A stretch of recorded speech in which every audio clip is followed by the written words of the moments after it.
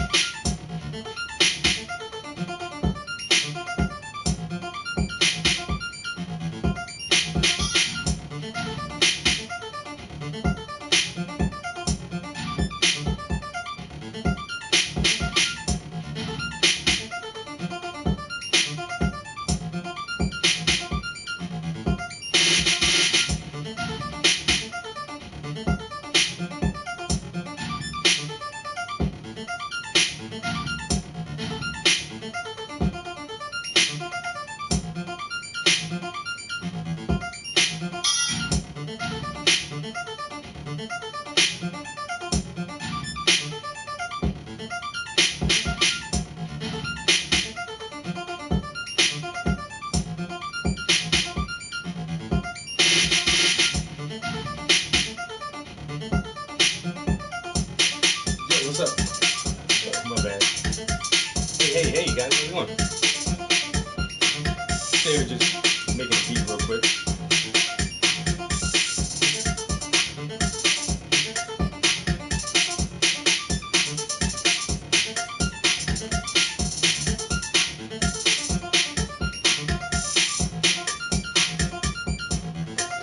Hope everybody having a good day. How's your day going? How you doing? How you doing?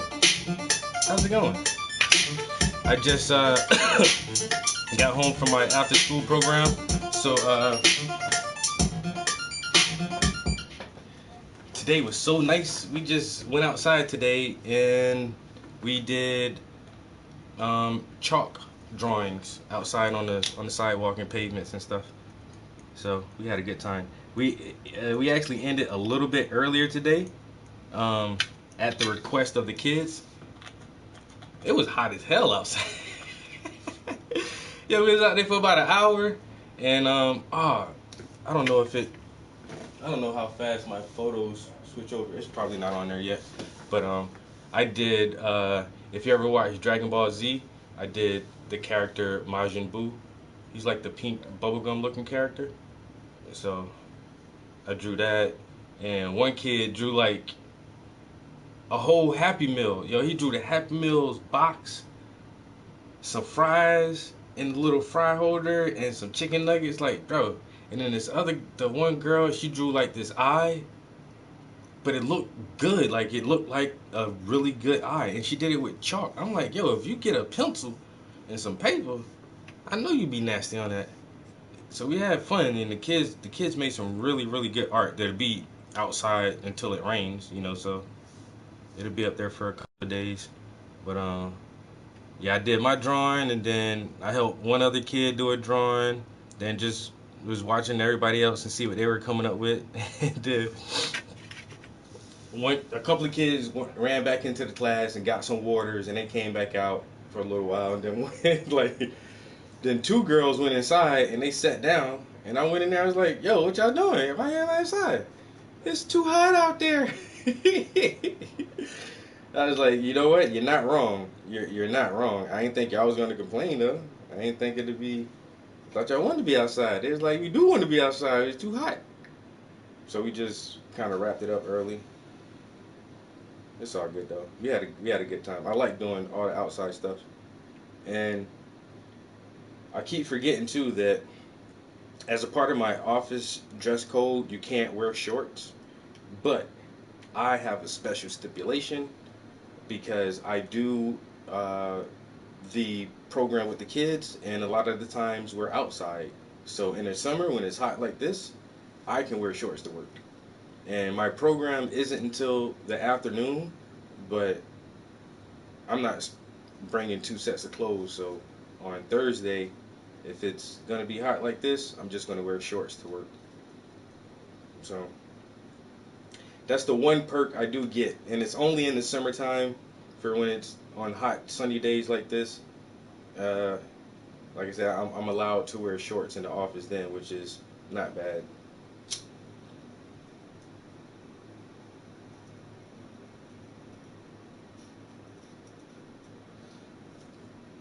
Like years ago when I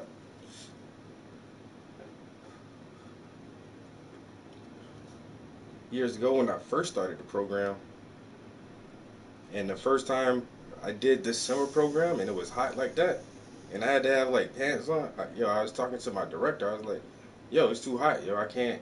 You gotta let me wear shorts." And then we went back and forth a little bit, and I was like, "Yo, you gotta accommodate me on that."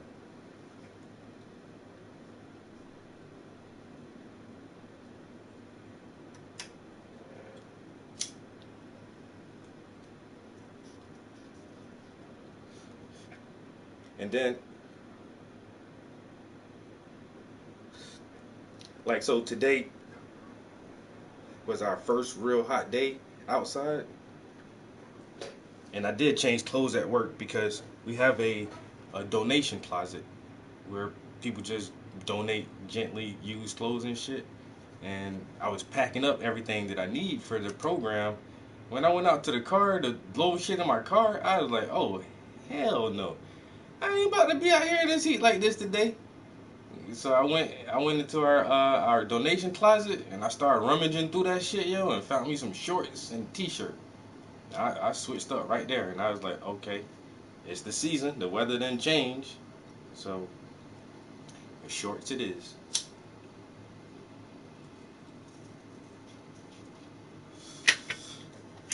All right.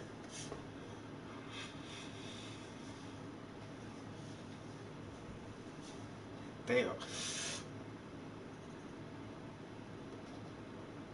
All right. Get all the smoke out. What was trying to play around with some of these beats. Um, I don't know.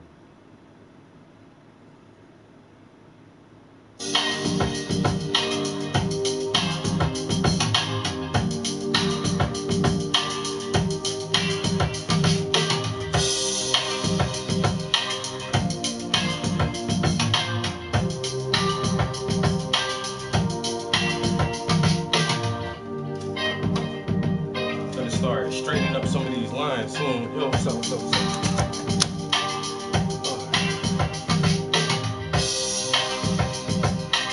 I like doing this.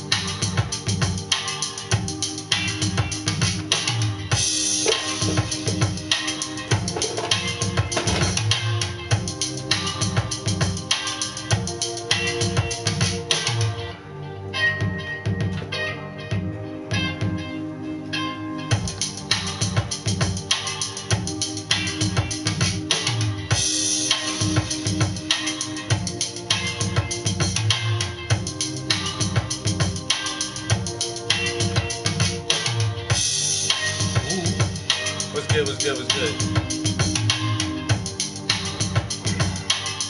Doggy. Listening to some garage beats. It's hot as hell in the studio today, so I'm trying to stay hydrated with the water.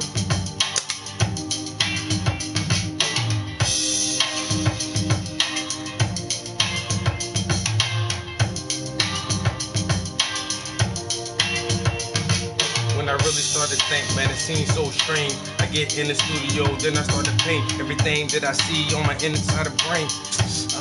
On the inside of my brain, and about to start spitting some corny bars in these beats, boy.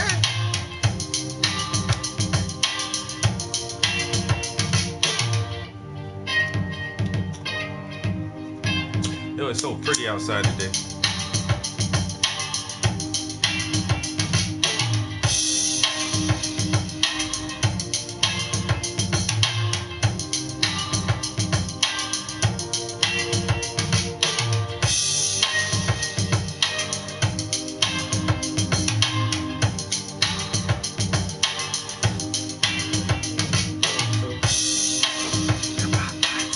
Boozy, what's up, my guy? What it do, bro?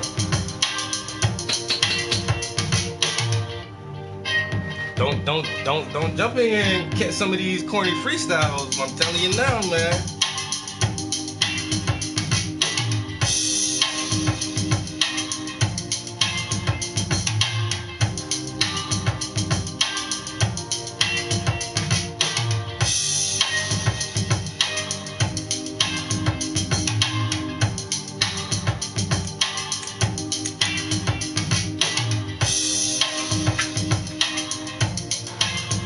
Hope everybody having a good day. You know what I'm saying? A positive and productive day. Dodging all the bullshit. Ducking all the hate. My dip game nice. I see bullshit come out, I be like, "Poof."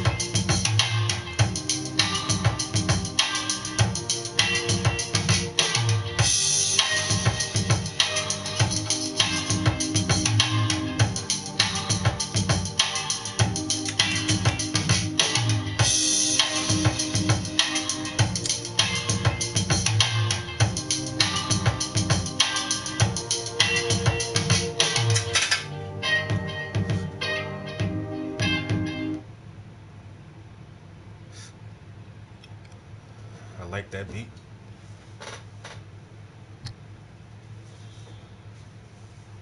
Boozy, how your day going, bro? Who's ever in Instagram with me right now, I'm gonna ask you to shit shit. Whew. Bro. So far so good. That's all we can ask for. So that's all we can ask for, bro. And see what the rest of the day may bring. Yeah, whoever in Instagram, I'm gonna need you to pick a song.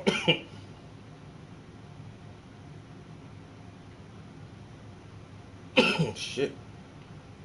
Can you pick a song? Pick a song for me.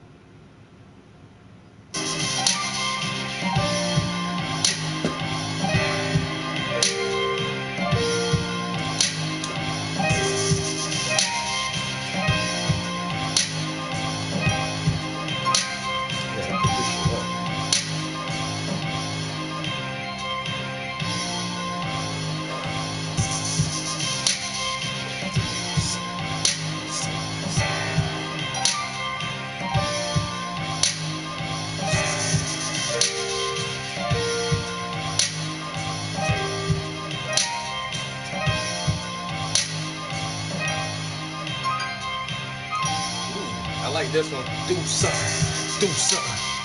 Everybody wanna talk, everybody wanna march, but they won't do nothing. But they won't do nothing. Do something, do something.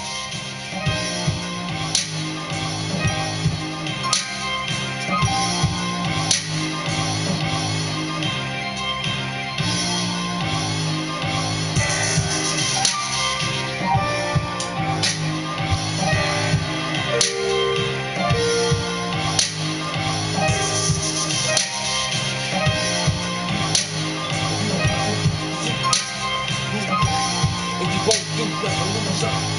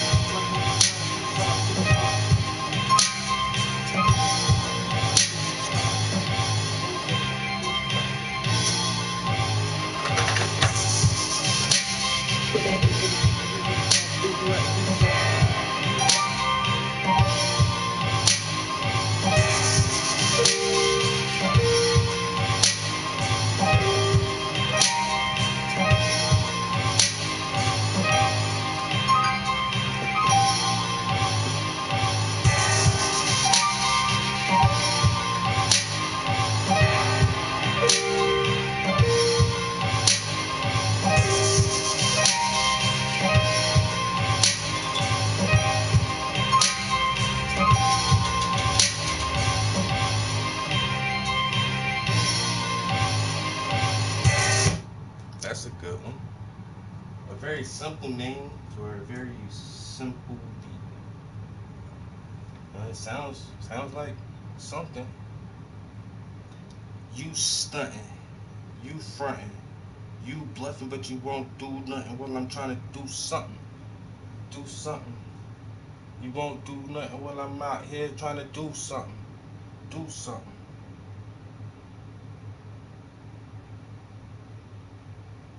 But nigga, you fronting, you stunting, you bluffing, and you won't do nothing. Well, I'm trying to do something. Move something. Staying on the grind, and I'm always trying to prove something. I do something.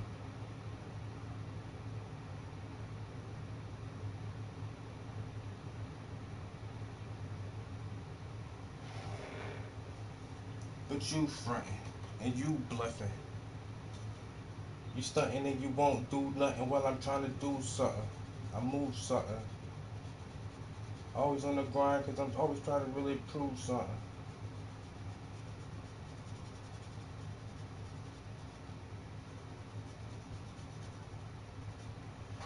something. It was something. Let's see what is another one. Uh, YouTube. Boozy, you still here? You want to pick a? Somebody want to pick another beat, man? To alleviate the awkward silence. Jen, you still in here? Because if you are, I was gonna actually text you and be like, I'm excited about Saturday.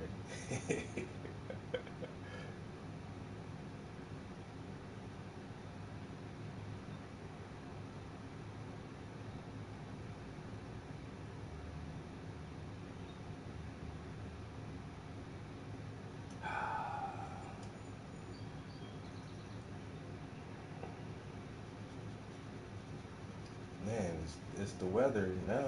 I'm just really enjoying this. I'm hot. I'm sweating a little bit. I got the fan on, but man, it just looks pretty outside, and the birds are singing. Uh, this weekend, I'm gonna go ahead and do some yard work.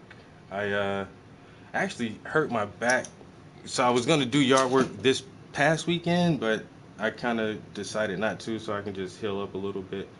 But my yard is looking a little shaggy already, so I definitely got to get out there and uh, do some yard maintenance this weekend. All right, you picked the okay one the last time. You want to go for one more? Let's see.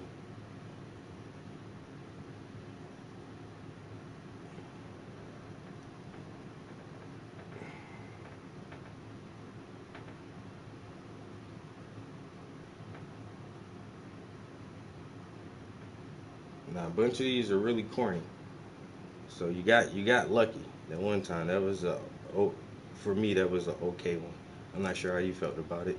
It was kind of like a grittier sound to it.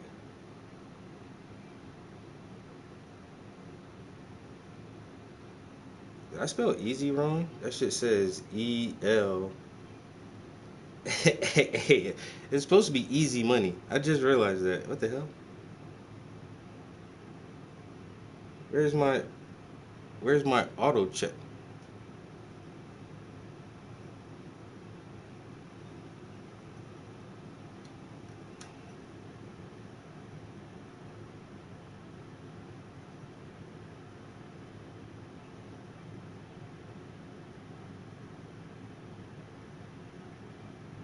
What? The one that says no name?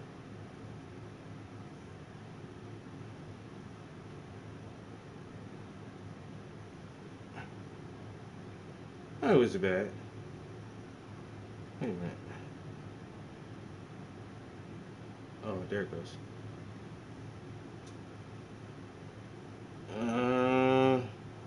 All right. Let's see.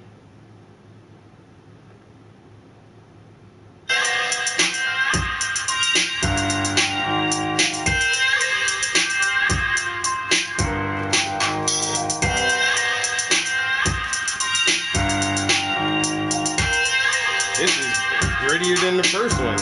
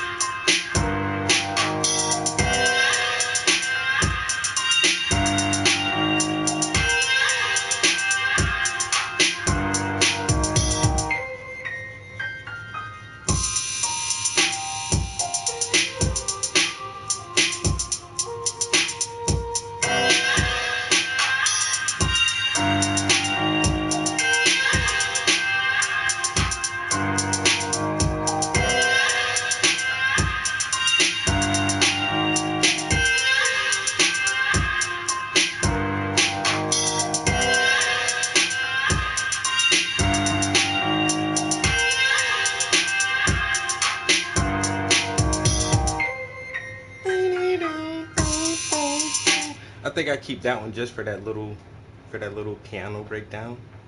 Bing, bing, bing, bing, bing, bing.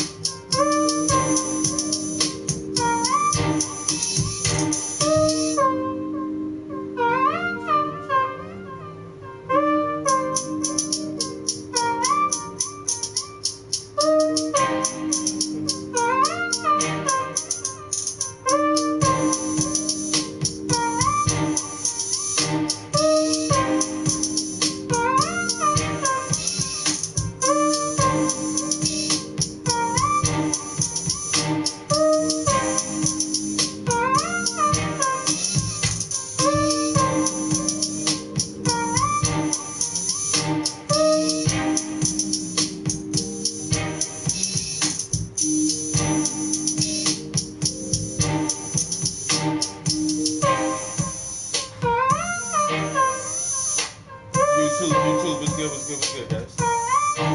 What up, what up, what up, what up, what up, what up,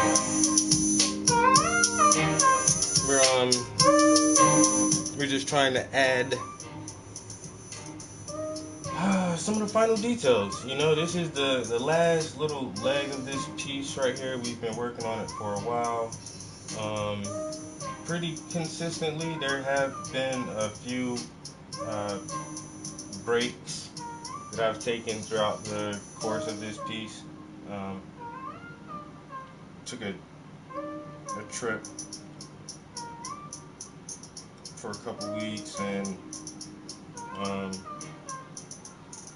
actually started a few other pieces since I've been working on this, and had to take another break due to a injury last week, so I really didn't paint as much. But this week and over the weekend, I definitely want to try to get as much of these details knocked out as possible. Hopefully I can get this finished by next weekend, because there's going to be, I know, a few more days this week where I probably won't get a lot of painting in, especially tomorrow. I probably won't be able to paint at all tomorrow because me and some buddies are going to a little event tomorrow night. This little show, Big Rob in the building. That Rabbit Art one, yeah. But it's like, I don't know. I seen two or three people review it, and they're like, it's cool for as a standalone device. Uh, but the hardware is awesome. Just like what's the other little device that's similar to that? The guy who left Google, he made the pen, the AI pen or something like that. And so the pen and the R1 are kind of similar in concept as being a wearable or carryable AI agent, but when people review, for the price of these things and the pen, you have to have a subscription for it. There's a long delay in response time. The Rabbit is a little quicker, but at the same time, like you can still do everything from your phone. Like there's not a phone beater yet, you know. So it's like you can have these new AI agent hardware devices, but you're still gonna use your phone a lot because if we would have to move past apps, we would have to come up with something else to make surfing the web, ordering food, getting a ride, and things like that easier than you know having all of those centralized accessible on your phone.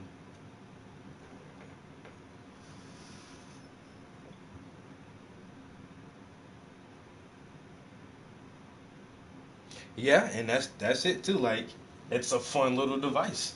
And if you're a techie person, for a couple bucks, you're at the cutting edge of the technology that's out right now. And it does, and everybody says the hardware is awesome. It looks good, it feels good. Um and yeah, it's super potential.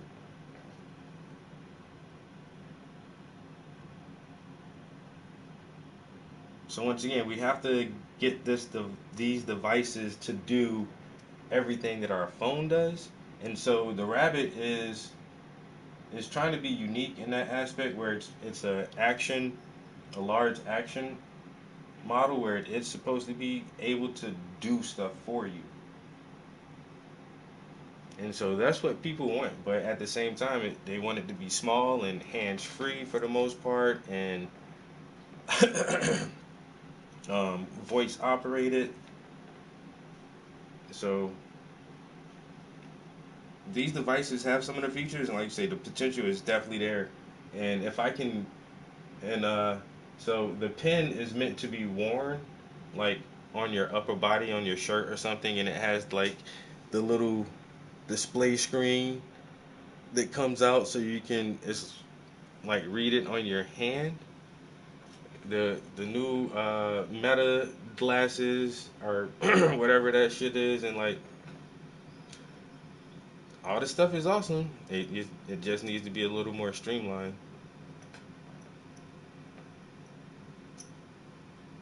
But yeah, if there was any kind of small wearable device um, that you would either wear like a earbud or that you could attach to your glasses, or you could attach to a a necklace as a charm or something like that, and you can just talk to it.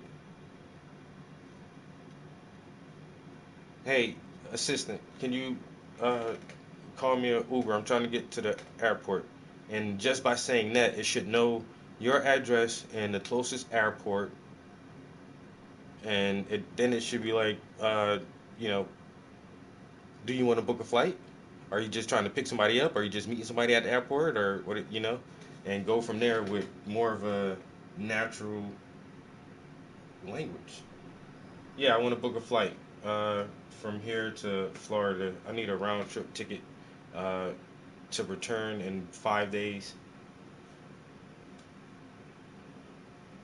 Okay, your Uber will be here in 15 minutes, and your flight is booked. And like once we get to that point, that's that shit right there. Everything is just linked to your all your accounts, make sure everything is secure, and keep life pushing. So you don't have to look at a screen at all. And that's where the pen is trying to move to. Is like, once again, just being able to have like it feels like a real assistant helping you without needing to look at a screen. But at the same time, like say, they're not all the way there yet. But it's very exciting to see these devices starting to pop out on the market now. Because once again, just extrapolate this 10 years, you know, it's pretty fucking cool to think about what will be possible in the next 10 years. Where 10 years ago, uh, the idea of something like the rabbit, was that even a big concept?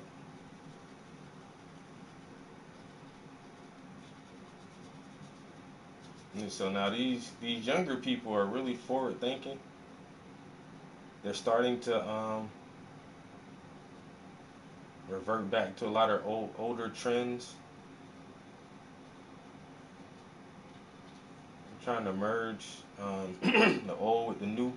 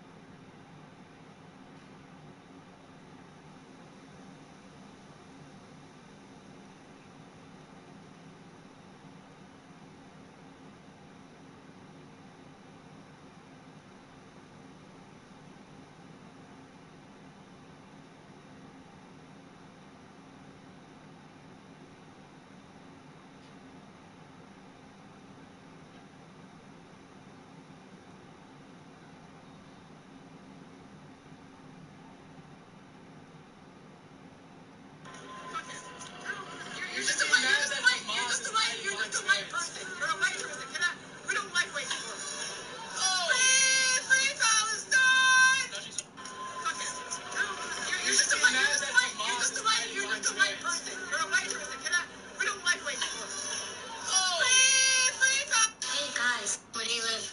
In the city. Do you have a house? Apartment. On a rent? Rent. What do you do for a living? Lots of things. Where's your office? I don't have one. How come? I don't need one. Where's your wife? Don't have one. How come? It's a long story. Do you have kids? No, I don't. How come? It's an even longer. Where do you live? In the city.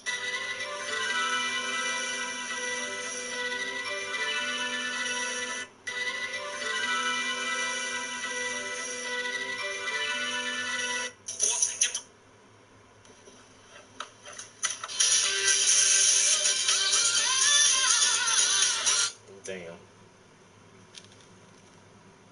All right, just that easy. I get stuck on that shit.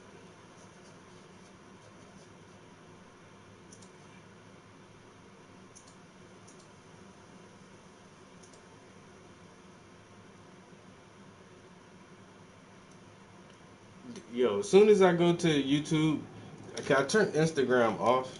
No one was in there, but Instagram is really picky about me listening to shit. So without Instagram on, I can just listen to something else from YouTube. As soon as I go to YouTube, here's the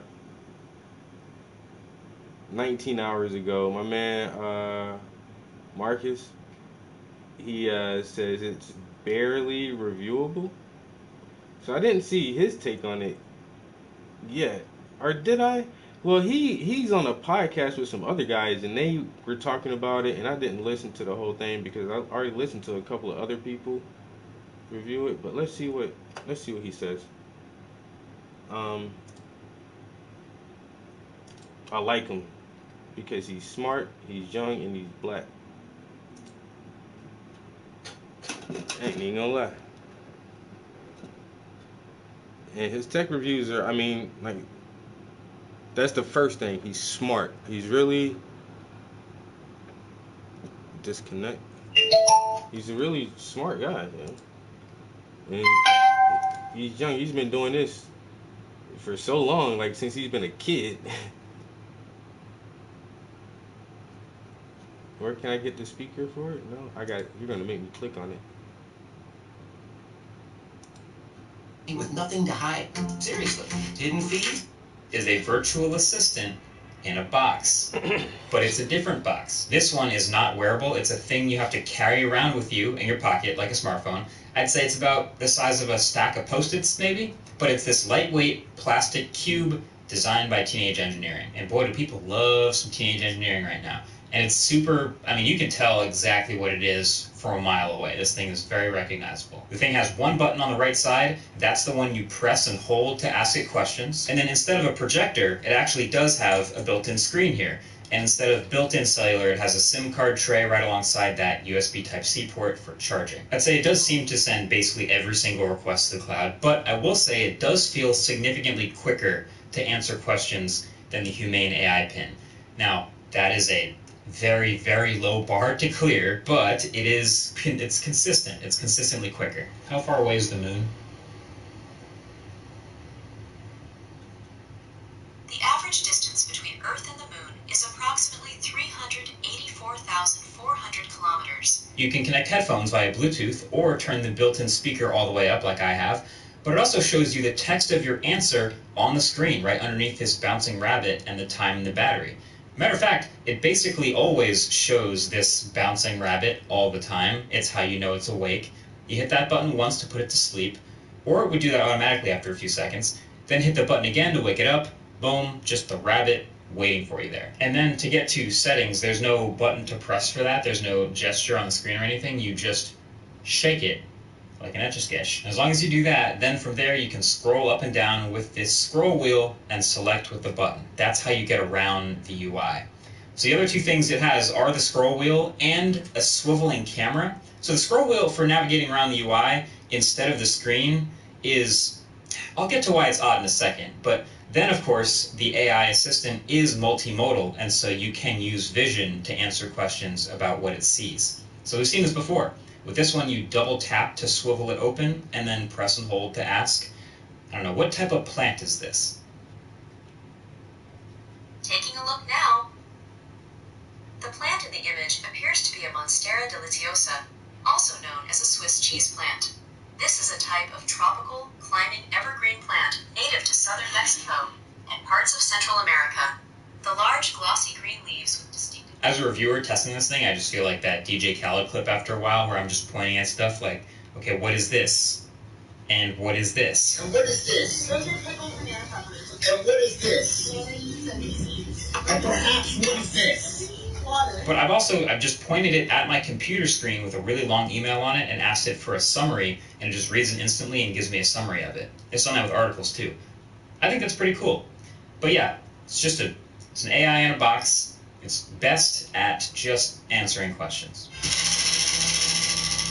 So yeah, this thing is also bad at a lot of stuff, and this list is gonna sound pretty familiar. Somehow the battery life is just as bad as the Humane pin. It has a 1,000 milliamp hour battery inside, and it's brutally bad. Like, it's already bad enough when you're carrying around a whole nother device alongside your smartphone, but when this one can sit in front of you doing nothing and the battery just visibly is draining and dies in like 4 hours, then you have to charge it multiple times per day, and it's still dead when you wake up in the morning. Like, it's just exhausting. Also, it took 45 minutes to charge this tiny battery from 0 to 100. And it's also just straight up missing a ton of what I would consider just basic features. Like, it can't set alarms, can't set timers, it can't record videos, can't record photos, can't send emails, there's no calendar built in. There's just a lot of things that I would want an assistant to do, not here. And of course, being an AI assistant, it also does still hallucinate and confidently answer questions wrong. Like, my baseline of asking a question that I know the answer to and then getting the wrong answer happens all the time. It's just one of the downfalls of this category. So this device was designed by Teenage Engineering, and they're really leaning into that. Like, that's why, I mean, it's this bright orange. It is really quirky, friendly looking device, I would say, intentionally. But yeah, they really love their analog controls. And this scroll wheel here doesn't surprise me, but it's actually really frustrating to use. First of all, it protrudes out the back a little bit, as you can see, which looks kind of cool, but that means if it was really sensitive that it would actually scroll if you just put it down on a table or something. So they've dialed down the sensitivity of the scroll wheel, so it's actually super slow. Like there's a surprising amount of scroll motion required to go down one line in the settings. And then there's no haptic feedback here as you're scrolling to help you feel it out. So fine, okay, you can get used to that. You use the button to select, but then you've also noticed there's no back button anywhere on this device. So to go back up a level, you have to scroll all the way back up to the top every single time. That also gets annoying. And then to change brightness or volume, you actually need two hands. So you just go into brightness to select, and you hold the button with one hand and then scroll the scroll wheel with the other hand to adjust brightness, which, yeah, you can't do it with one hand. It works, so you can learn it and you can say, it's this quirky UI it's got going on, but I feel like a lot of these problems would be solved if this was a touchscreen. So what if I told you this is a touchscreen and they just don't really let you use it for almost anything? Like moving through these menus would be easier if I could just tap what I wanted to, right? Going back after a long scroll would be easier if I could just flip scroll back to the top of a list and hit back.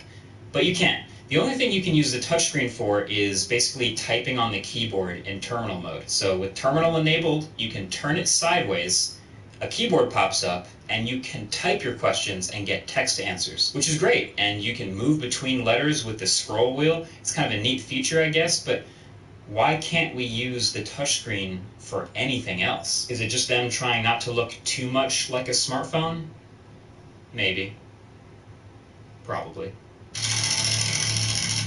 So, okay, what's the point? Why does this thing exist? If it's so similar to the other one that was also so bad, what are we doing here? And really there's two things I think they're hoping will be the things that set it apart from the other one.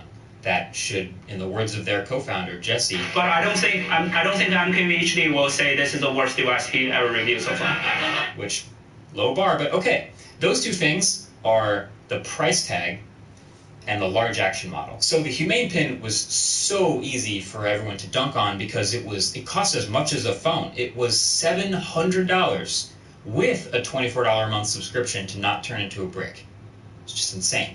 So this one right here costs $200 and no subscription. So, okay, that hits a little different. But also, you can tell it's $200. First of all, you will need a separate SIM card to get it to work on cellular. So while there is no subscription fee for Rabbit to keep the device working, that is still a fee you're going to pay every month to get data outside of Wi-Fi. But then, okay, the unboxing experience is extremely minimal. It comes in a single cardboard box with a cassette tape looking plastic container that doubles as a stand, but there's literally nothing else. No charging brick, no USB-C cable, no stickers, no paper instruction manual, nothing at all.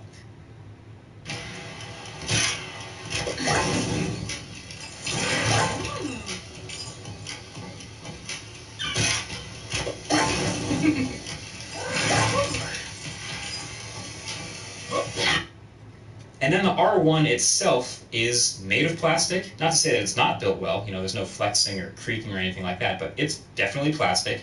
The camera, very basic. The speaker, very cheap. It's a low-end MediaTek chip inside, the same one that's in the Moto G8 Power Lite, which is like a $150 phone. Hardly any battery, as we learned, and no fancy fast charging or wireless charging.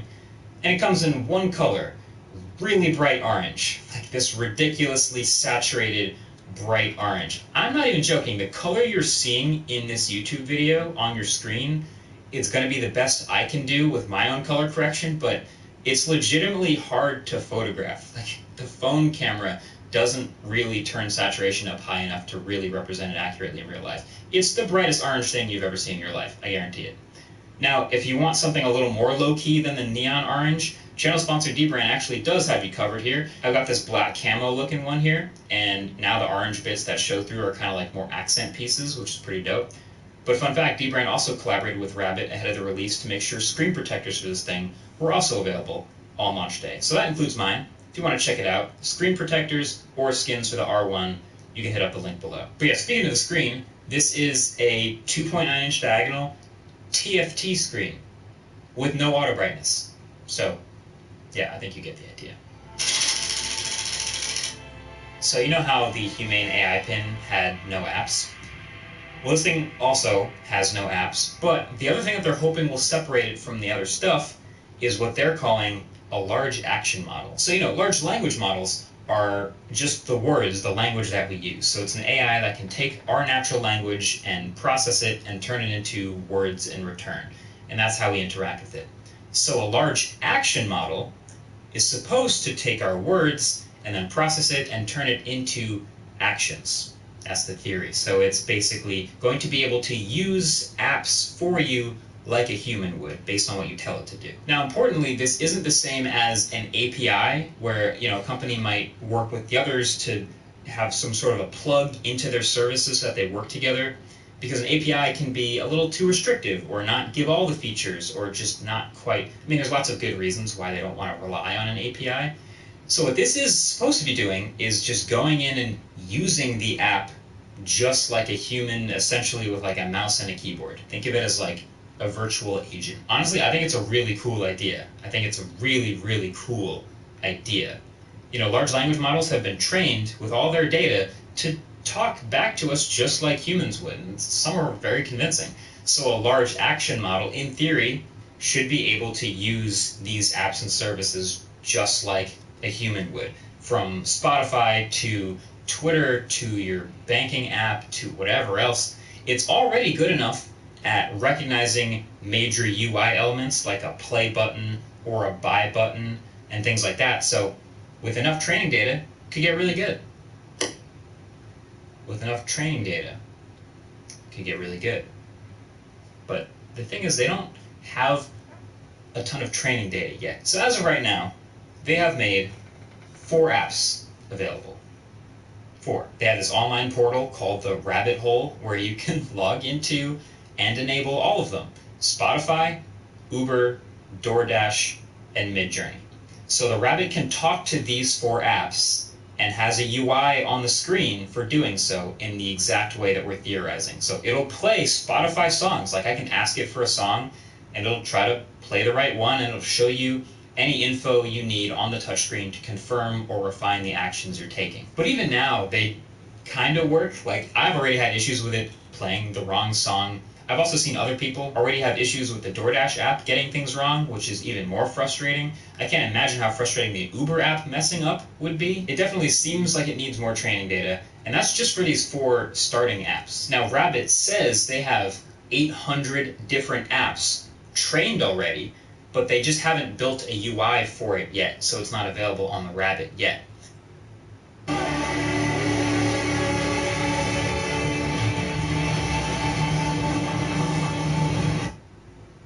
And so that's still in the works. Now, they've also theoretically started working on something called a generative UI, where essentially it can recognize what type of app it is and then build a UI for it, so Rabbit doesn't have to.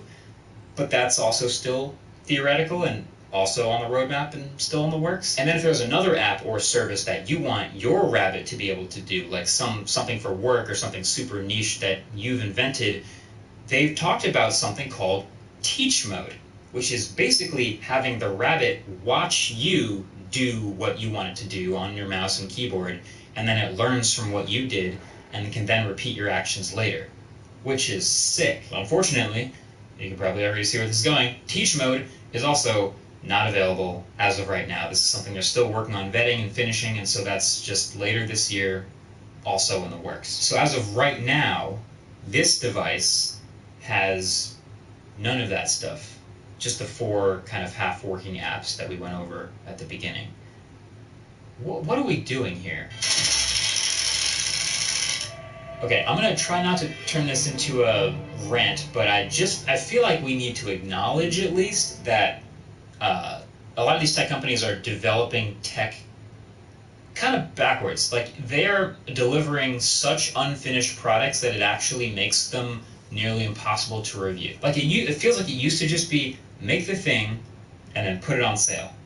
Now it's like put it on sale and then deliver the half-baked thing and then iterate and make it better, and hopefully with enough updates then it's ready and it's what we promised way back when we first started selling it. And then this whole period in the middle is a mess. And it's across all kinds of product categories too. We've seen this with gaming. Like, huge studios are delivering half-baked games saying, oh, it's an alpha version, like there will be updates. But meanwhile, it's a full-price AAA game that's just got an unacceptable number of bugs and issues.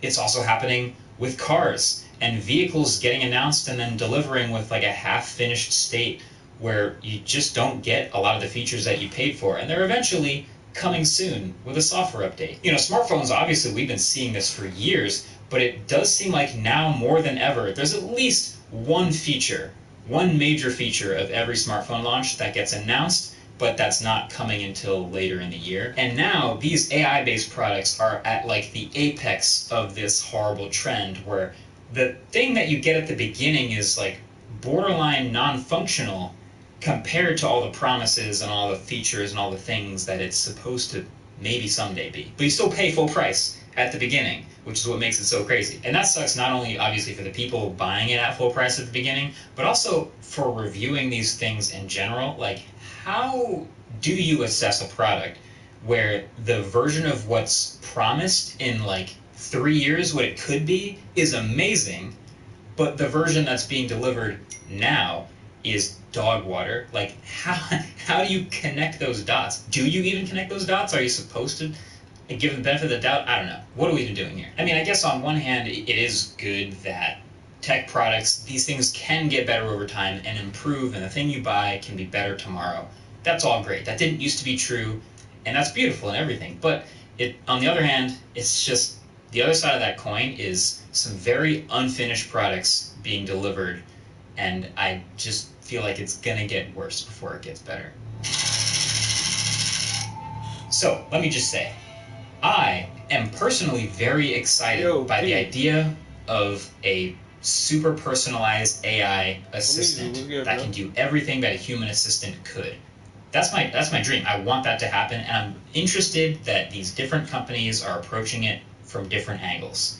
And hopefully we'll get there eventually. But this is also so clearly going to take a lot of time and effort and technical development, and also a lot of data. Like I said this already in the Humane review, I'm pretty sure, which is a good assistant needs to know everything about you, whether it's human or virtual. Like, it needs to know your preferences and your location and what you're doing and what you like to do and every single little thing. It's so much data. So as for the Rabbit, I think that's why they focused on getting the price so low. Like, this stuff is all a tough sell because they're taking a gamble on what the product could be someday. But for the Pin, you have to drop $700 and $24 every month on the chance that it might someday get there. Like, that's a lot of money. But for this cute little thing, $200 feels like a much easier investment to make, a much easier pill to swallow, to just take a gamble on it, and on the off chance it turns out to be awesome in a couple of years, it'll feel like it's worth it.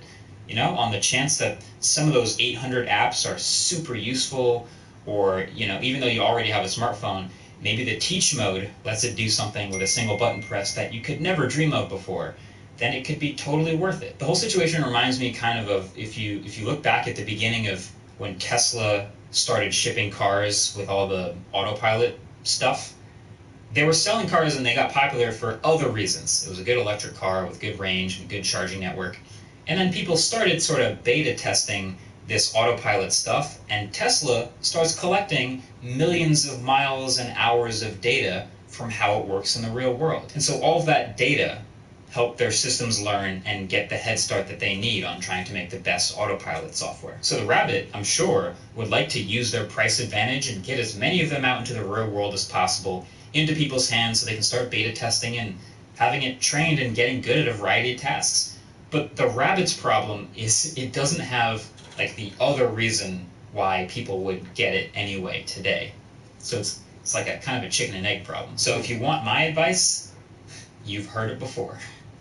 Buy the product based on what it is today and not what it's promised to be in the future.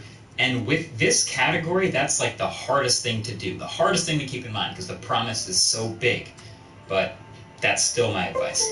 And I guess we still also have yet to see what big companies like Google and Apple are going to try to do in this space probably this year. So with all of that, we'll see. Thanks for watching. Catch you in the next one. Peace.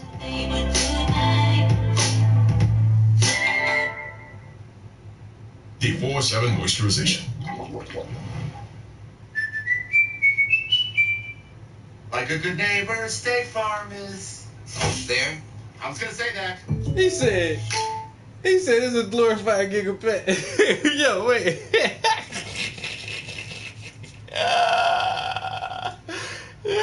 Wix for my business because of its massive scope for functionality.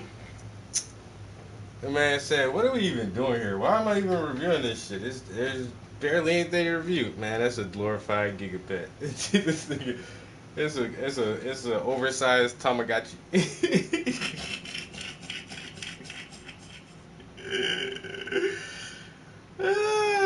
Nigga, that shit supposed to be on your keychain, man.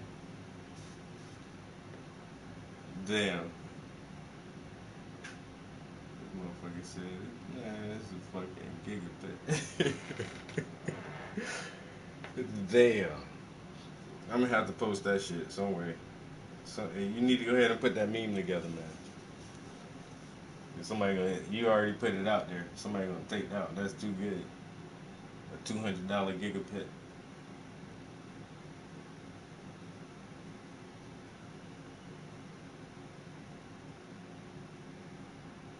That man look at that thing. He's like, wait a minute.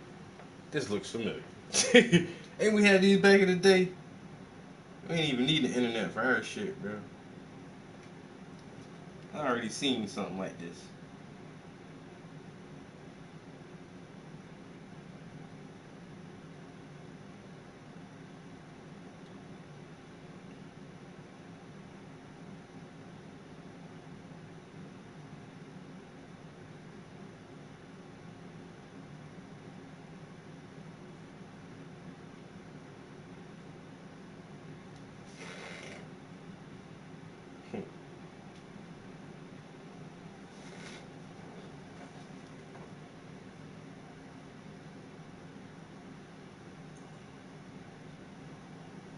Do like I did and build your own.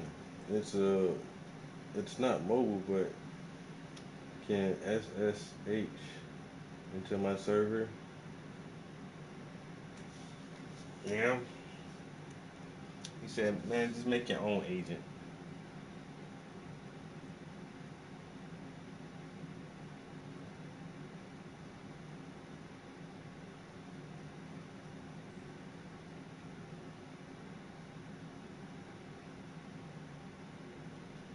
Yeah, but that heat came fast, man. It's so hot today. God damn. Huh?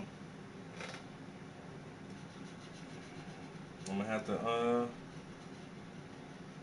pull out them goddamn ACs shortly. Crank up the damn AC, bro. I ain't about to be in taking all this damn heat.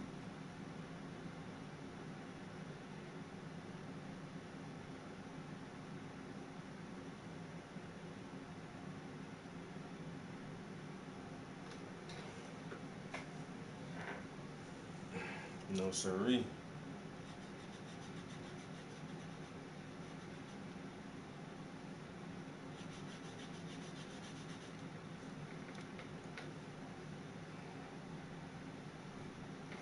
What time is it? Almost 5 o'clock. I might go to like 5:30.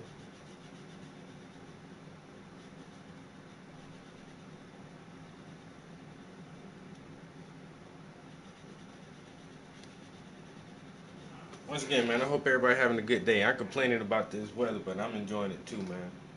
Finally happy to be out of that cold shit. Like I said, I'm so far up north that this is like not the first nice day, but today feels like the first day of consecutive nice days.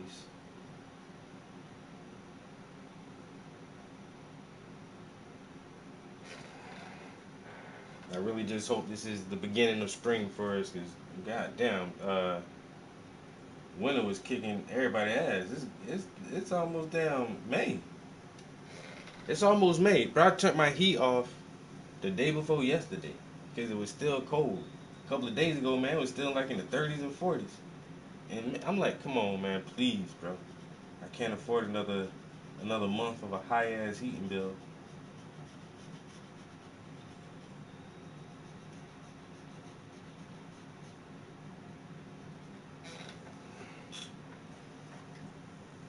Winter doing us dirty this year, man. Get your ass up out of here, man. God damn, you been here for 7 months. Is this Game of Thrones or what? What you got going on? Old man Winter just post up like he just made a rocking chair.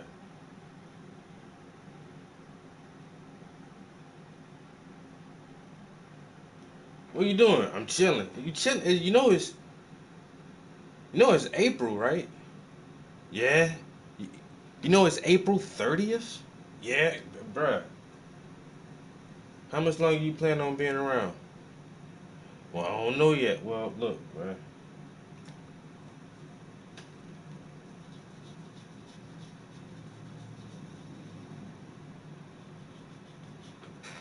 You need to go and get. I hate to kick people out, but you need to go ahead and get up out here, man. You wasting everybody's time now. It was fun in the beginning.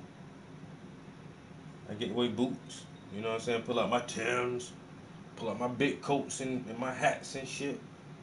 I'm tired of that shit. Been tired of it. I like winter fashion for like a week.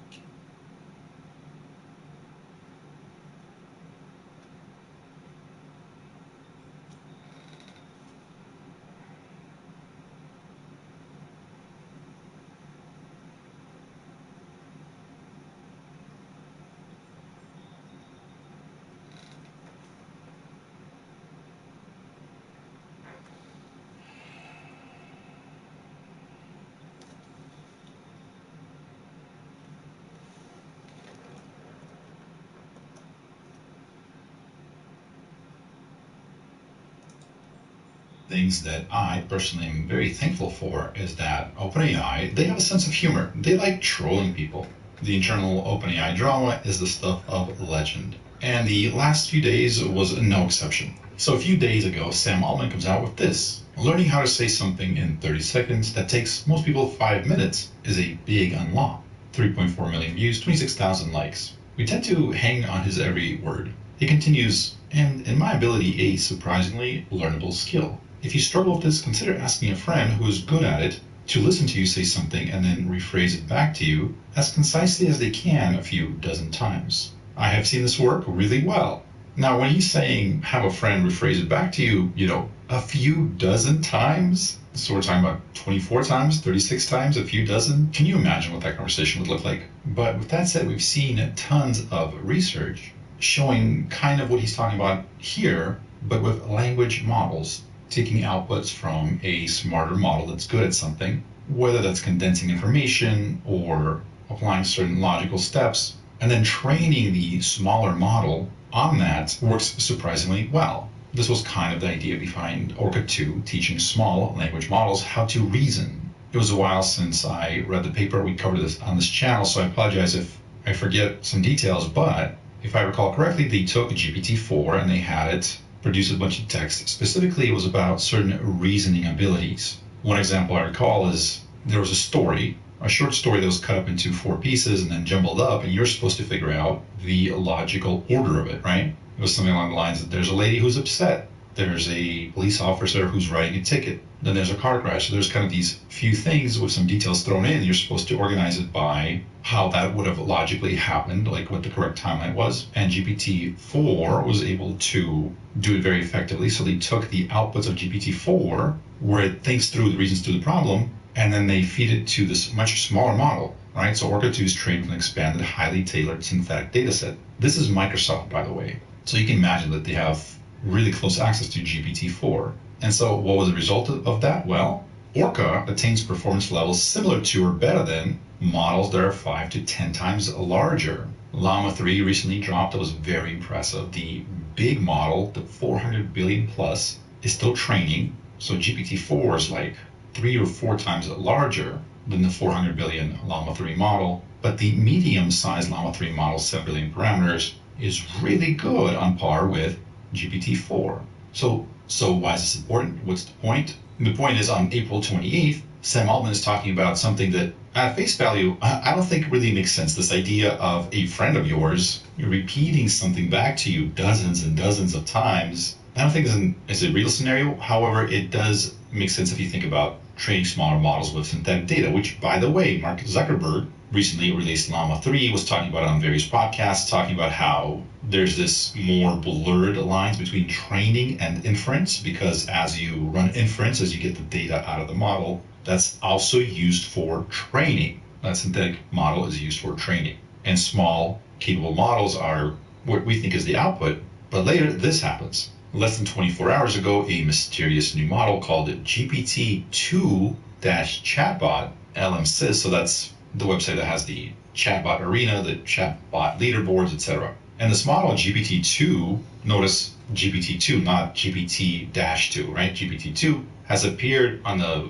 LLM arena, and it's really good. Not only does it seem to show incredible reasoning, but it also gets notoriously challenging AI questions right, with a much more impressive tone. Judge for yourself. Here's the notorious, what weighs more, a kilo of feather or a kilo of lead? The model nails it. They both weigh 1 kilogram, but also specifies why people get this wrong. The difference is the volume, how big it is, right? But in terms of weight, kilo is a kilo. Andrew Gao, we introduced him, I think it was a month ago or so, and now it appears he's a recurring character on the show. He's saying, GPT-2 chatbot just solved an international math Olympiad problem in one shot. The IMO is insanely hard, that Olympiad, the math competition. Only the 4 best math students in the USA get to compete. There's that answer by GPT-2. Now, one interesting thing Andrew points out is this. Is this GPT-2 chatbot, is it tuned for agentic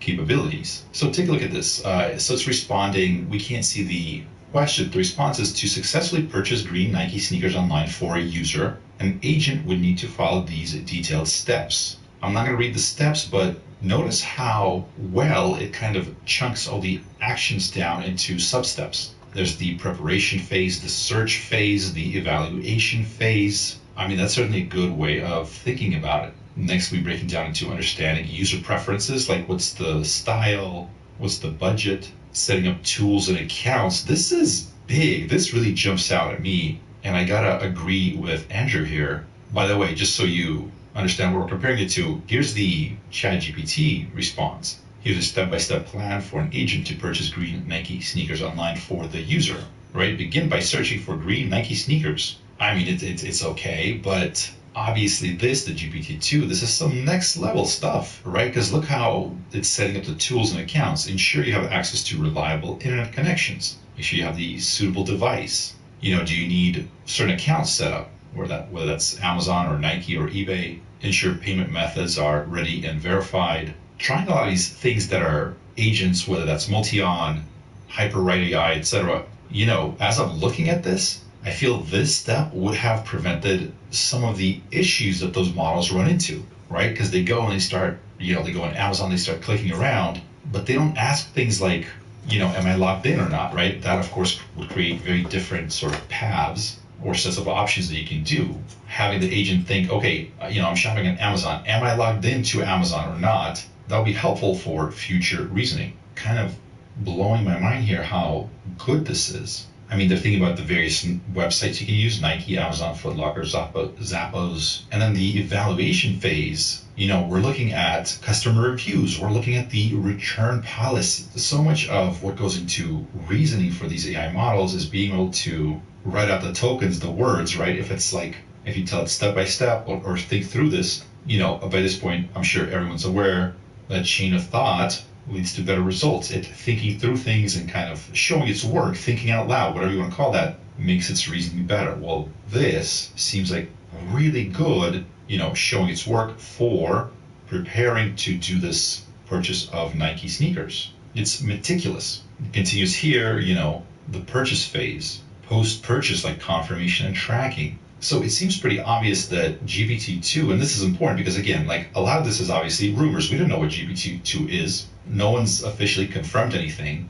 but we know that we're expecting something with the next generation models out of OpenAI. We believe, based on the rumors and things that people have said, that we believe them to be more agentic, more capable of, you tell them to go buy shoes and they're able to kind of like autonomously execute that and figure all this stuff out. And certainly it seems like it's been trained for that. This doesn't look random. By the way, here's our screen recording of, I had a chance yesterday to jump in and mess around with this GPT-2. I asked it to create a snake game. So take a look at this output that it did here. Notice how it's breaking it down by categories. So it's going, import libraries, initiate Pygame and set up the display, right? But just look at the output here. That is very, very detailed.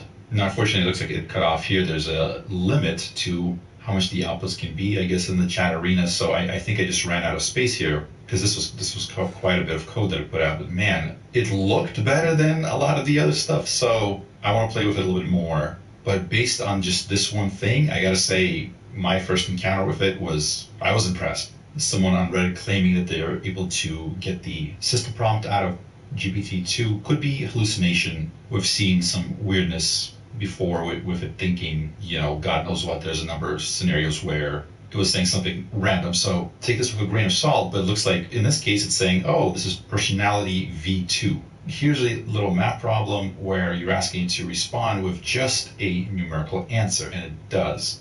It just says 11, which I really haven't seen GPT-4 do this. I don't know if I've ever seen it. Usually it'd be like, oh, sure, here, you just want the answer, or here's the answer. And then it says the answer. It won't just, I don't think I've ever seen it respond with 2 characters. There have been rumors that something in development is it having like invisible thoughts or like a scratch paper. So there's the output, but there's something also running on the side where it can kind of think to itself that the user doesn't see, but it still allows it to reason and process. And then here's just the output. It's also really good at ASCII arts. So here's a unicorn. So this is Llama 3, the 7 billion instruct. So it's the chat bot version. So this is the thing that a lot of people are very excited about, myself in particular, because it's really good. It's open source. You can run it on your computer. You need a beast machine, but consumer grade hardware. And here's its idea of a unicorn. And here's this GPT-2. I mean, I gotta say that's a unicorn. That's a legit unicorn. Now, some people do mention that it's probably just recalling images from the internet. So here's art by Colin J. Randall. And here's the unicorn from GPT-2. Certainly seems like a 1-to-1 copy of it. And Chase is saying, I can confirm GPT-2 chatbot is definitely better at complex code manipulation tasks than Claude Opus or the latest GPT-4. Did better on all the coding prompts we used to test new models. So what is GPT-2? Who made this? Well, Mr. Sam Altman himself, again, saying, I do have a soft spot for GPT-2. Now, one interesting thing about this tweet is that it was edited. As Jimmy Apples points out, I do have a soft spot for GPT-2. Was initially written as GPT-2, and Sam Altman specifically went back, edited the tweet to delete the dash to make it, I have a soft spot for GPT-2. This entire screen is really a good summary for why I love OpenAI, how much trouble they go through to kind of do this playful trolling of the people following them. And I gotta say, I'm just a little bit happy it's not some big faceless, humorless corporation that's developing AGI behind closed doors. This is Sam Altman team with his cryptic tweets and alt accounts, making sure that you and I are entertained. I guess either entertained or scared, because some people are passing bills or attempting to pass bills that would put laws into effect that would limit capability. This one specifically is talking about open source. So Hinton and Bengio, 2 big, well-respected, well-known researchers, have been in the space, of course, for a long, long time. Here's their takes on this bill. Now, this is a California bill, so California wants to be at the forefront of regulating everyone. Sorry, I misread that. California wants to be at the forefront of responsible innovation in artificial intelligence. Now, Hinton says SB 1047 takes a very sensible approach. I'm still passionate about the potential for AI to save lives through improvements in science and medicine, but it's critical that we have legislation with real teeth to address the risks. And Bengio saying AI systems beyond a certain level of capability can pose meaningful risks to democracies and public safety. Therefore, they should be properly tested and subject to appropriate safety measures. This bill offers a practical approach to accomplishing this and is a major step towards the requirements that I've recommended to legislators. Now, there's a lot of pushback against this bill. Jeremy Howard is saying this could do a great deal of harm to startups, American innovation, open source, and safety. We're saying this is serious big tech lobbying. They should just rename it to How to Kill AI Startups and Open Source. And Brian Shao is saying the California Senate bill to crush OpenAI's competitors is fast-tracked for a vote. This is the most brazen attempt to hurt startups and open source yet. Now, I gotta say here that obviously this is under debate.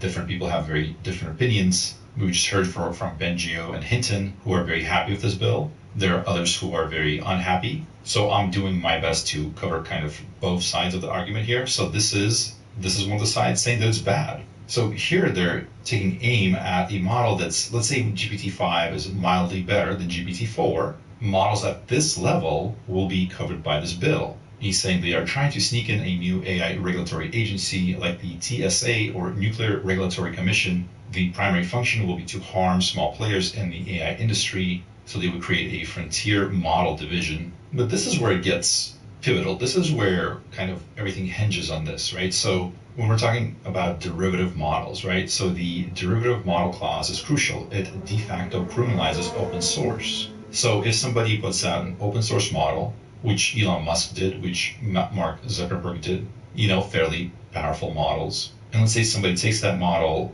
and either uses the unmodified copy of artificial intelligence of that AI model or modifies it, or uses that model with other software, right? That's under this derivative model. However, it says derivative model does not include an entirely independently trained artificial intelligence model. How this whole thing gets handled is extremely, extremely important, because little words that are used in here can drastically change what isn't allowed. It seems like they're saying that it's not an entirely independently trained artificial intelligence model, so that's good, right? So if they take something like Llama 3 and use that as the basis for training a different model, then, Facebook, Meta, they won't be affected. This is a little bit concerning, a combination of artificial intelligence model with other software, right? So Brian Shao saying, let's be clear about what this means. If your AI writes perfectly legitimate emails and a malicious actor makes a derivative model by attaching it to malware, then the Frontier Model Division's new acronym from the government, they'll have to remember that department will target you, possibly with a felony. And so from this little pamphlet here, so covered risks, cyber attacks causing over 500 million damage, autonomously executing crime causing over 500 million damage,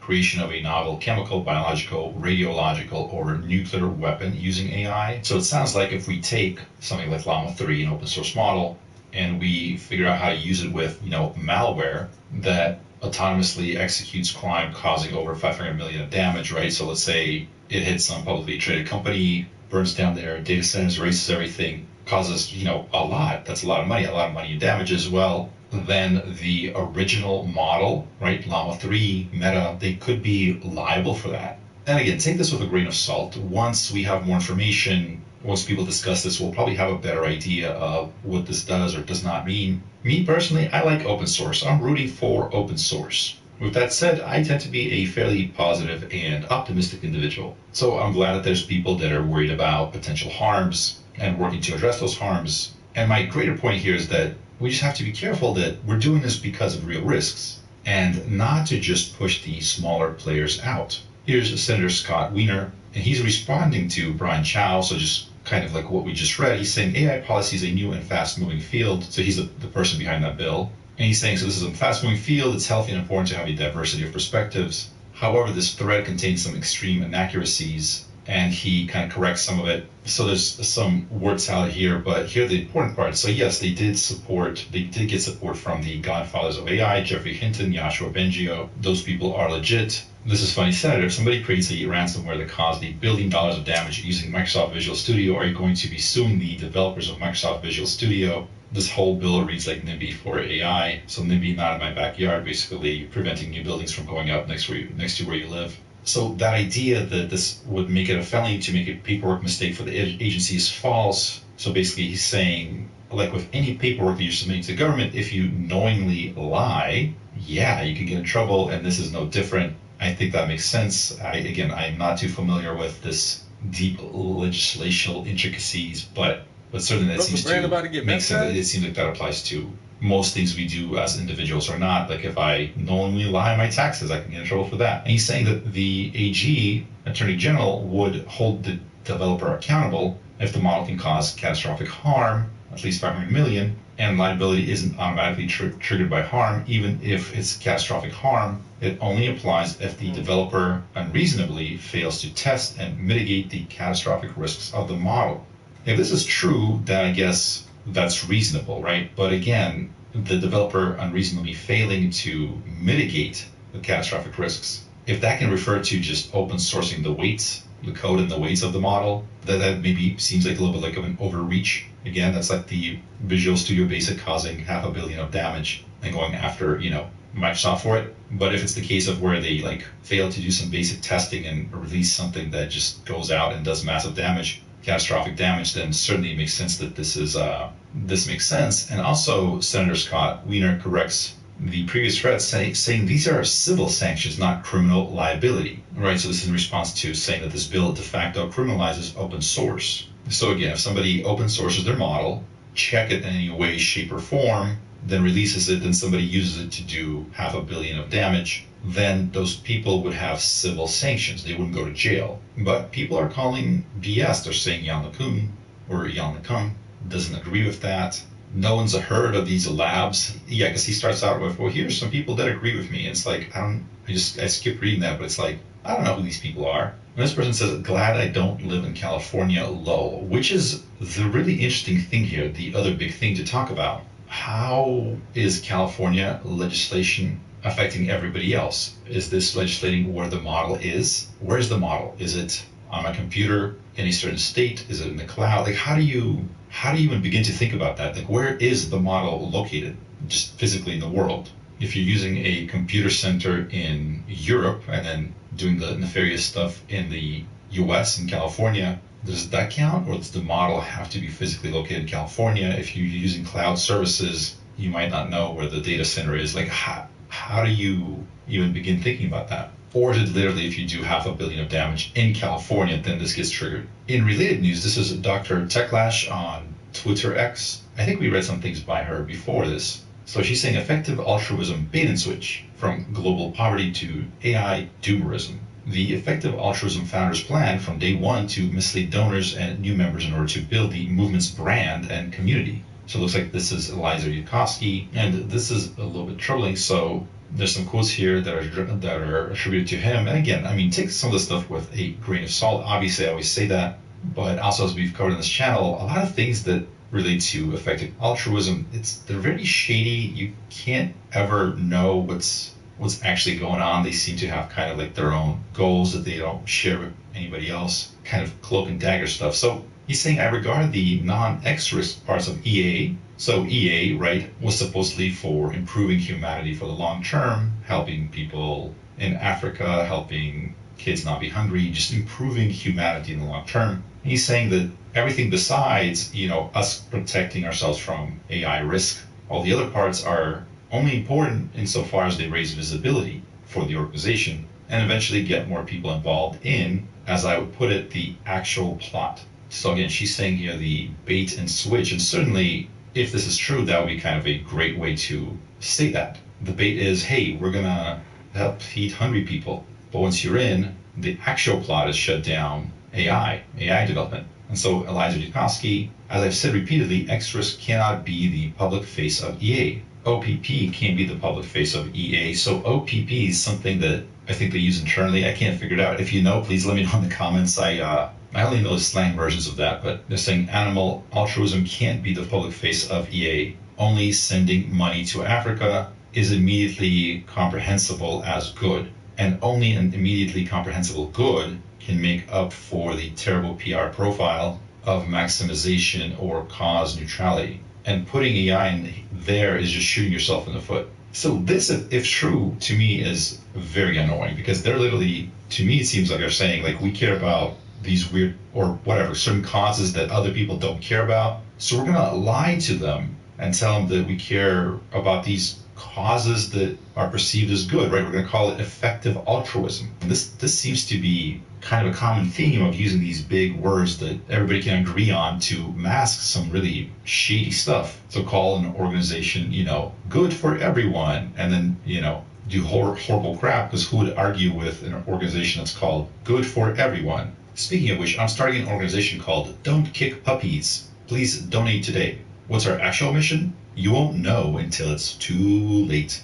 And Dr. Techlash continues here, the public-facing discourse of giving to the poor was a mirage designed to get people into the effective altruism EA movement and then lead them to the core EA, right? X-Risk, which is discussed in inward-facing spaces. Right, so here they're talking about how to kind of lead people down that path. So insofar as newcomers, new effective altruists tend to start off concerned about global poverty or animal suffering, and then here take seriously and often are convinced by the arguments for existential risk mitigation. So here they're basically saying, how do we, we're telling them the truth, would that lower our donations, is basically what it's saying. And if so, how do we not tell them the truth so we can keep getting donations? And here's the EA founder. So he's saying that alleviating global poverty is dwarfed by existential risk mitigation, right? So we say global poverty is the cause, collect money, and then who cares about global poverty? We need to shut down AI, but we're not going to tell that to the people that are giving the money to this cause.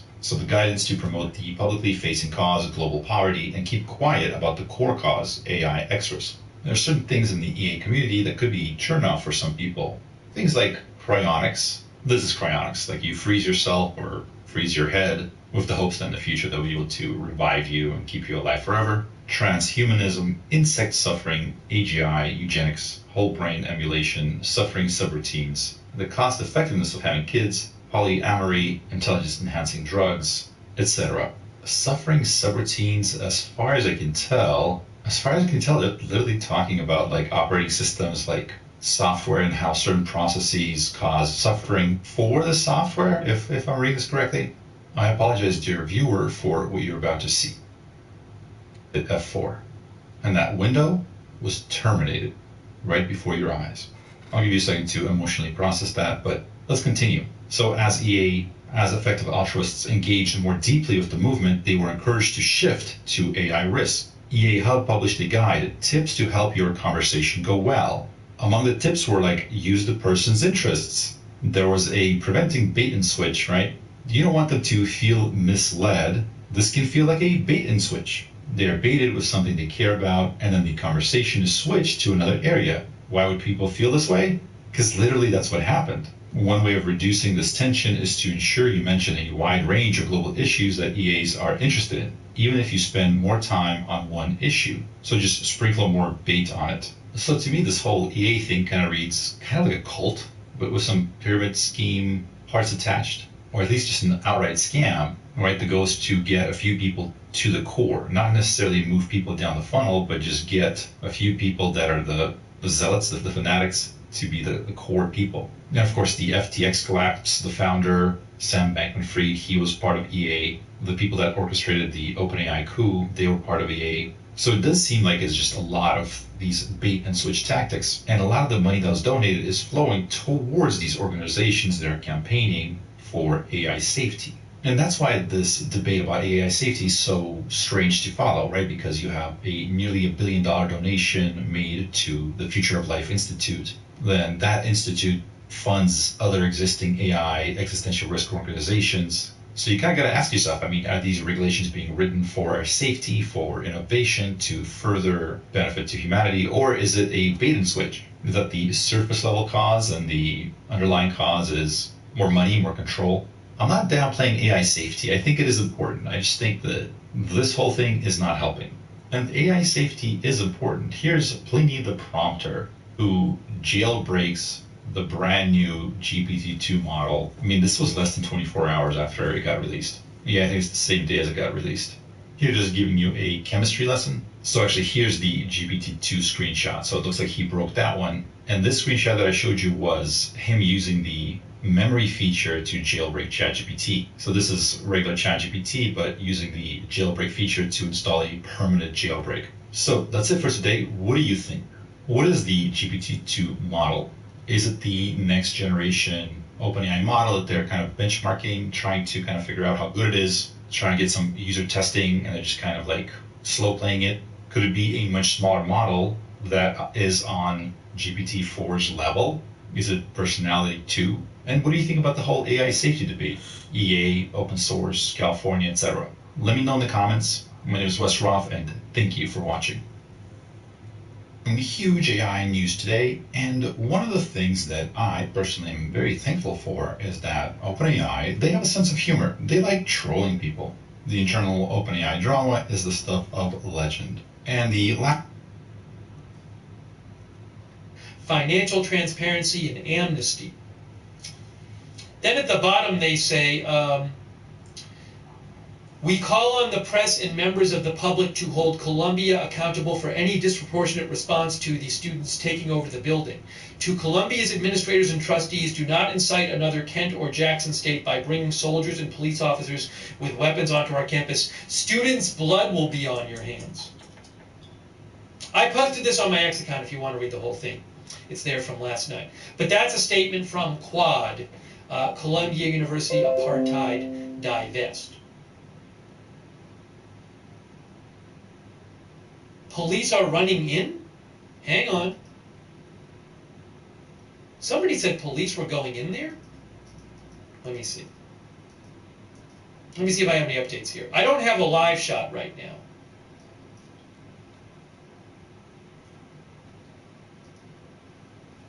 Hang on.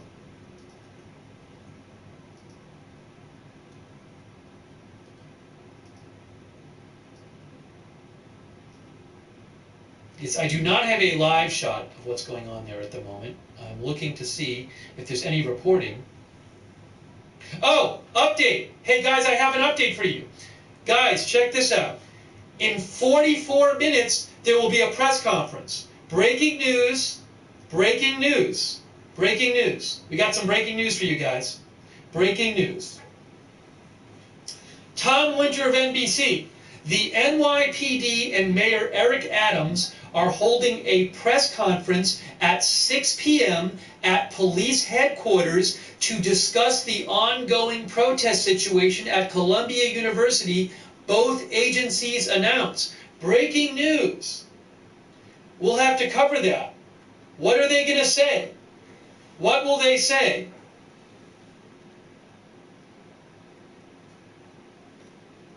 We're going to have to cover that. We'll have that. I'm sure we'll have live footage of that. I'm going to change the headline to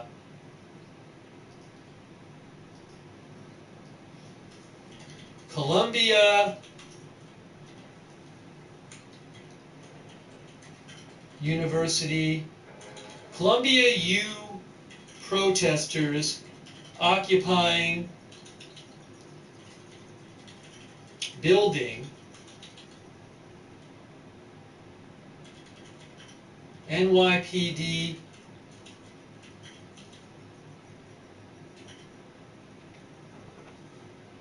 I'm gonna, can I pick this off? NYPD presser at 6 p.m.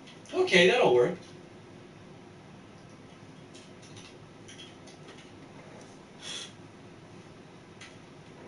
Columbia U protesters occupying building, NYPD press conference at 6 p.m.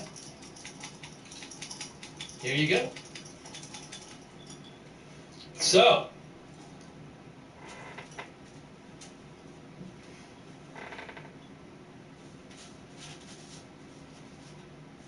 Reuters is live. I don't have the Reuters. I don't see Reuters being live at this point. Maybe they're going to go live again.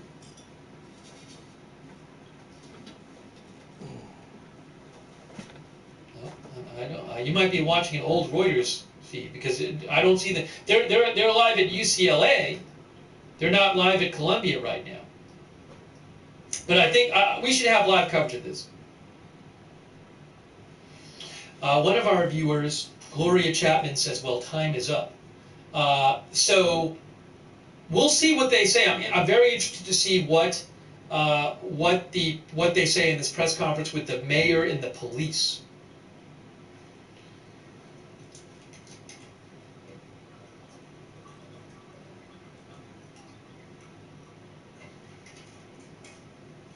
Very interesting. So we'll have live coverage of that in 40 minutes. 40 minutes till the press conference.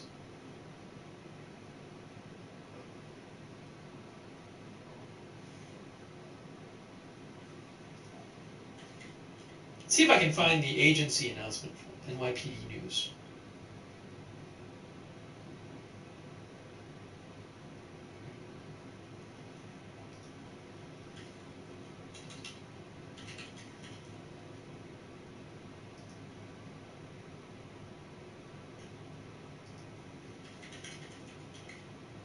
So that's coming up, guys. That is coming up. A press conference with the mayor of New York City and the NYPD at 6 p.m. Are they going to announce anything? Are they going to say, like, the students, we've talked to the university and the students need to be out of that building by a certain time?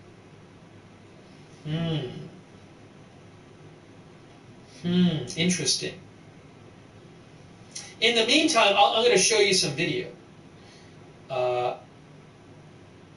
Hey, thanks to Mandy for your support. I really appreciate it, Mandy.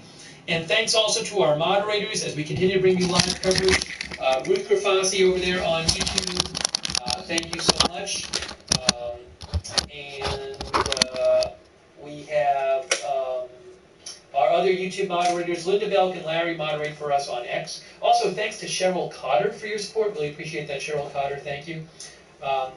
And our Twitch moderators. Bachelor Girl, Big Ball, Bjorn, David Green, Good Luck Duck, Idaho Star, I Got That Fire, Papa Bear, and Surly Dev. And our Facebook moderators. I want to thank them as well. Oops, and also we have Margaret Riley, Ronald Egnor, Christina Neal, Kay Lowry Body. Thanks also to Eve Richards and Laura Baker for the Facebook stars. Much appreciated. So in less than 39 minutes, press conference coming up about the situation at Columbia University with the mayor of New York City and NYPD. Wow.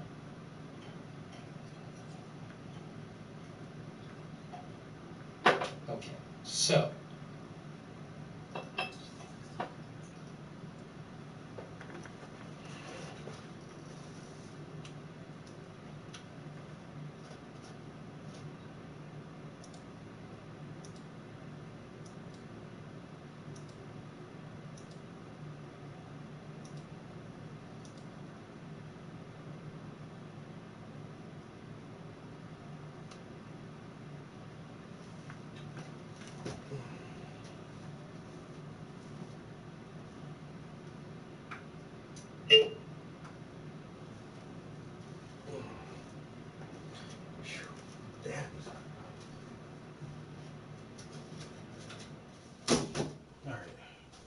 I gotta go downstairs and cool off. I sure appreciate y'all chilling in here with me this afternoon, like always.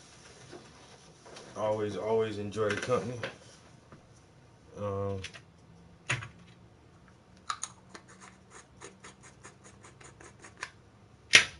Yeah, it's too hot to stay up here any longer. I will catch you guys downstairs. Peace. Where the hell is this controller?